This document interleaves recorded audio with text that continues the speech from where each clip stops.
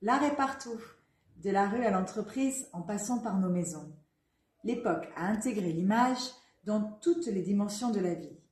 Et cela a décuplé la présence de l'art, mais tout n'est pas de l'art. Aujourd'hui, l'acte artistique réside dans la conception, bien plus que la fabrication, le discours qui l'accompagne et la réaction qu'il suscite.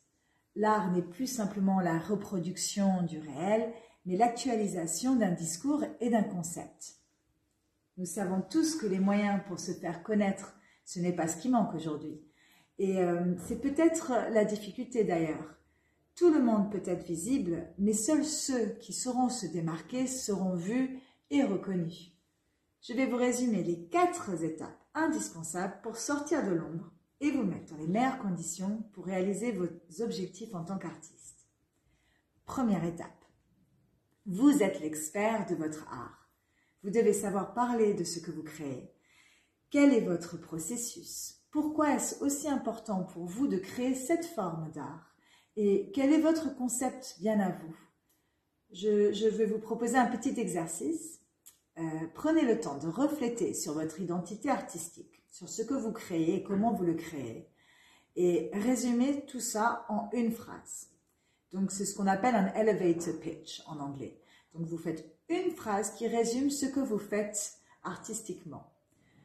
C'est vrai que certains artistes vont contre les textes et l'intellectualisation de leurs œuvres, qui négligent l'approche sensorielle et émotive. Mais sachez que cette réflexion ne pourra que renforcer votre travail et vous démarquer pour faciliter votre communication avec vos intermédiaires et votre public. Deuxième étape, cultivez votre curiosité. L'inspiration est partout. Votre créativité doit être en constante évolution. Elle doit être bousculée, émerveillée pour mieux progresser.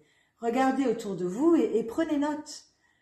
Toujours dans ce même esprit de la curiosité, n'hésitez pas à obtenir du feedback. Demandez à votre public ce que votre art provoque en eux, quelle est leur interprétation de ce que vous faites. Et on apprend tellement à travers le regard et les expériences de l'autre. Ces retours vous permettent d'apprendre à mieux connaître votre public et leurs attentes. Troisième étape, visibilité et professionnalisme. Visible, oui, mais seulement sous votre meilleur profil. Les images de vos œuvres doivent être nettes et propres, vos textes concis et corrigés, vos portfolios impeccables. En d'autres mots, votre travail créatif et de promotion, marketing, n'ont pas droit à l'erreur. Tout doit être visible, mais de grande qualité. Encore une fois, inspirez-vous, scannez les réseaux sociaux, voyez ce que les artistes établis ou émergents sont en train de faire. C'est la qualité de votre travail et la manière dont vous la présentez qui vous permettra d'être remarqué et contacté par ces fameux galeristes, collectionneurs et autres intermédiaires qui sont en quelque sorte décisionnaires de votre futur en tant qu'artiste.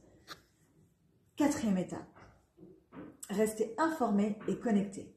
Quelle est votre niche à vous? Quelle est la spécificité de votre art? Et où est-ce qu'elle se positionne sur le marché? À vous de connaître également les acteurs principaux de votre domaine artistique sur ce marché. Qui sont ces galeristes, maisons de vente aux enchères, collectionneurs, et quelles sont ces foires et artistes majeurs qui vont vous épauler et vous influencer tout au long de votre carrière.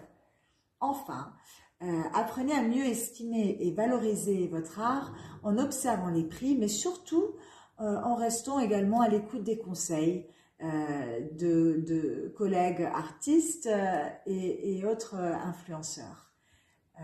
En bref, soyez expert de votre art, restez curieux, visible, connecté, pour que vous aussi vous soyez reconnu et vu sur le marché.